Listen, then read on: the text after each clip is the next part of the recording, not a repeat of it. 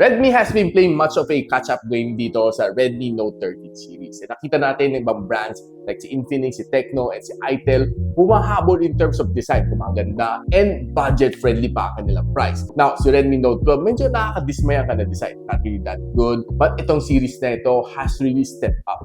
And I would be saying na talagang gumanda ka ng design. Dito si Redmi Note 13 Pro, yung kanang display, sobrang nipis na ka ng bezel. Sa Redmi Note 13 Pro Plus naman, curved screen na slim design. And I'm really excited na pakita sa inyo itong mga bagong series na ito and hopefully magustuhan nyo rin. Tara, pag-usapan natin.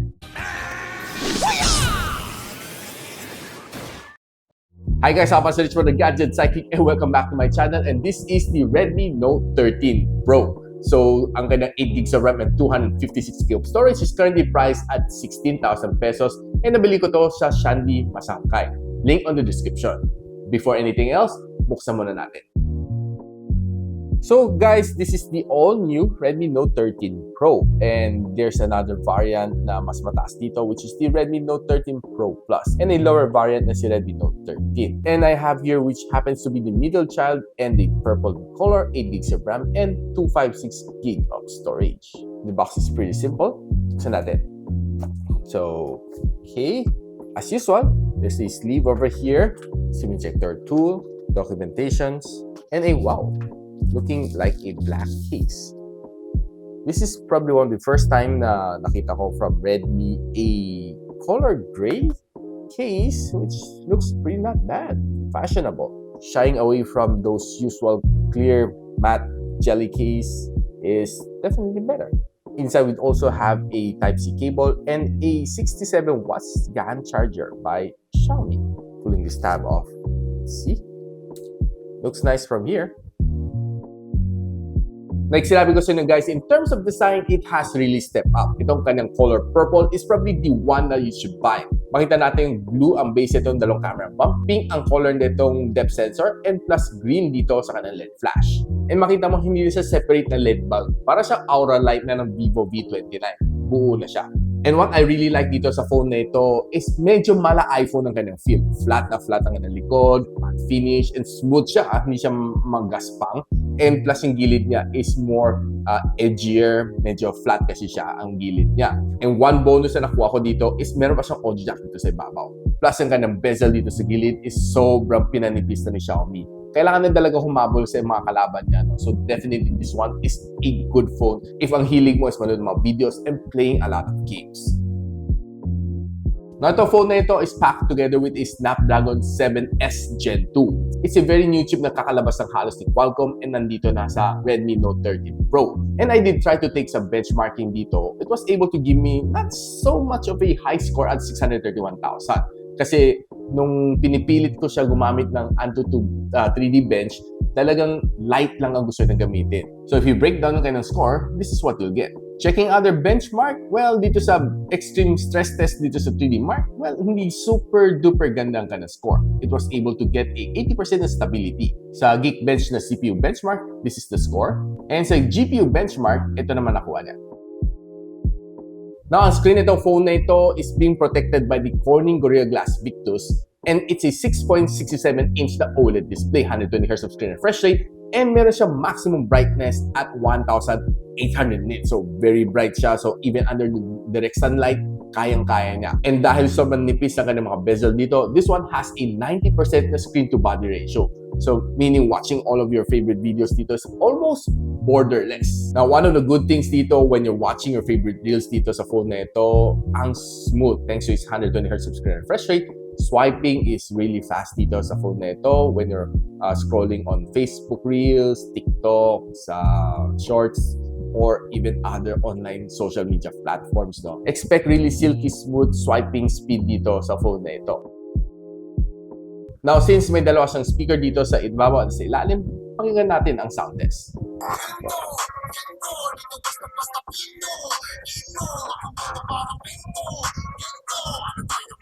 So, napanood natin ang dance challenge dito ng Gento together with Sandara Parks. So, the sound is really loud. I would say na okay siya no, for a mid-ranger na mayroong ganong kalakas na sound quality. Now, one of the good things dito sa phone na ito, malaki naman kanyang battery. 5,100 mAh sa kanyang battery, fast charging up to 67 watts na fast charging. Ano ba sinabi ng fast charging? And another good thing din dito sa kanya is tumatagal ang kanyang battery. On a normal day-to-day usage, kaya niya ito magtagal ng 2 whole days. Walang problema. And nung nilagay ko to sa battery stress test, under 50% brightness and 60 Hz screen refresh rate, near 16 hours ang kaya na ibigay sa akin. So, meaning this phone can really perform in terms of battery. So, makunat na makunat ang kanyang battery, giving you the 2-day or probably 2-day plus. Kung medyo matipid ka gumamit, walang problema dito sa phone na ito.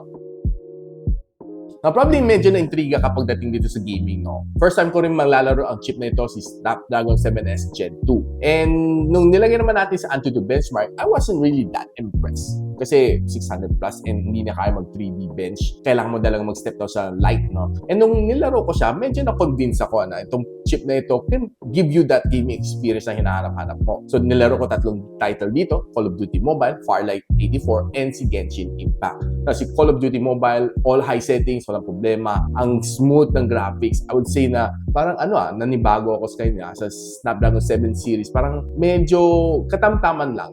Hindi mo makuha yung performance like the Snapdragon 8 series, but definitely can give you a good experience. Ang feel ko dito parang medyo nag-overclock yung Snapdragon 7 Gen series, no? Parang give you extra kick pagdating sa mga gaming. So, pagdating naman sa Farlight 84, nilagay ko rin sa all high settings and I was surprised na it can really give you that smooth experience kasi ang tagal ko nilaro tong game na ito eh. So, roughly, I played mga 45 minutes to 1 hour. And chinek ko yung kanyang temperature sa likod. I was able to get a 40 to 41 degrees Celsius ang pinakamainit niyang temperature sa likod after playing for 45 minutes on all high settings. And sa Genshin Impact ko, medyo mas nabilib. All high settings. Pagpasok mo, makita mo naka-low settings lang siya. Pero nung sinagad ko siya sa high and 60 frames per second, Jun, nagbagong paningin ko, no? First 15 minutes, I was expecting na medyo maglalag. Wala ko napansin. So, after 30 minutes, okay pa rin siya. Nung nilaro ko siya, after 1 hour, very minimal ang kanyang lag. To my surprise, ang kanyang highest na temperature na nakuha dito was 42 degrees Celsius. I was expecting siguro mga 44, pero 42 ang nakuha niya. So, if you want faster cooling, you can use any game cooler to probably bring the temperature down faster. Now, sabi nila, ito medyo game changer ang kanyang camera. It has a 200MP na main camera sensor na meron daw siya multi-directional na PDAF and OIS. Meron din siya 8MP na ultra-wide lens and then 2MP na macro lens, shooting up to 4K and 60. Ang kanyang harap is a 16MP na shooter which can record only up to 1080 and 60. Now, taking outdoor shots using its rear camera, maganda naman kanyang mga shots, no? There are times na pag nag-AI siya, nagiging saturated and green. But nung pinatay ko ang AI, medyo mas natural ang mga colors niya. I was able to zoom in to some of these shots using 4x zoom. Makita natin itong mga langgam na ito, no? It's very clear. Really nice, even though na hindi ko ginamit macro lens, I was able to use the 4x zoom lens to capture this shot ng mga ants dito sa Gumamela. It's quite okay, after 4x zoom. Outdoor shooting dito sa mga pusa, I would say na okay. Mabilis siya mag-focus. And taking some building shot, this one is a 1x, a 2x, and a 4x zoom. Clear na clear siya after 4x zoom. So, sa indoor low light naman, nakapagkuha tayo ng mga food photography and I was really impressed din naman sa kanyang camera. Not really the best na may super duper wow na factor, but I would say na kanyang camera is really nice.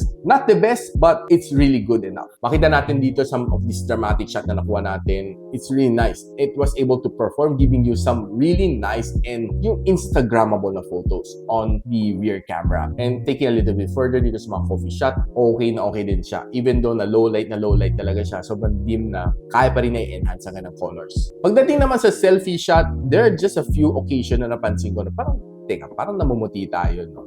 Medyo overexposed ang lighting. Siguro sa sobrang harsh ng ilaw, medyo nahirapan ang kanyang front-facing camera. But yung katamtamang ilaw lang, all of the other shots na nakuha ko naman dito are pretty nice and decent. Now, if you take a look naman sa kanyang selfie video, okay naman siya. Stable and just shooting at 1080p and 60 FPS is just okay. Not the best, but ang kanyang quality is not so bad. There are times na it goes against the sunlight, medyo mamumuti ka talaga dahil sa overexposure, but overall, I think it's quite okay. Now, if you take a look naman sa rear camera, There are some other vloggers reporting na meron siyang focus hunting pagdating sa video. Yung tipong focus na wala siyang stability. Pero nung tinest ko naman sa akin, wala namang napansin na focus hunting. Though yung kanyang quality is not the best, I was expecting something really nice dito sa kanyang camera. Mapapansin mo, some are sharp, some are a little bit blurred. For me, yung kanyang quality could have been better. But overall, wala siyang focus hunting and it's quite stable, giving you a very decent video if you're trying to take one dito sa phone na ito. Itong phone na ito, it costs you for 16,000 pesos for a 8256 na Redmi Note 13 Pro, a Snapdragon 7S Gen 2. I would say na not so bad ang kanyang pricing. I think it's priced a little bit lower compared sa mga before na Redmi Note 12 series. And I really love yung kanyang design. Gumanda talaga siya ng gusto. Plus, ang kanyang gaming performance is quite good. Battery is okay. Camera is not the best, but I think it's above average for myself, if you ask me. Now, if you want to know kung saan ko binili to, I bought this from Shandy Masangkay. I'll be posting the link on the description box below. And if you like this video, don't forget to like, subscribe, and of course, hit the bell icon para di mo miss mga future uploads here for my channel. And so, ako para si Richmond, and you're watching Gadget Sidekick. What's up? Like and subscribe to my channel. Don't forget to hit that notification bell. For one of my latest uploads, click the dito. And for one of my popular uploads, click here.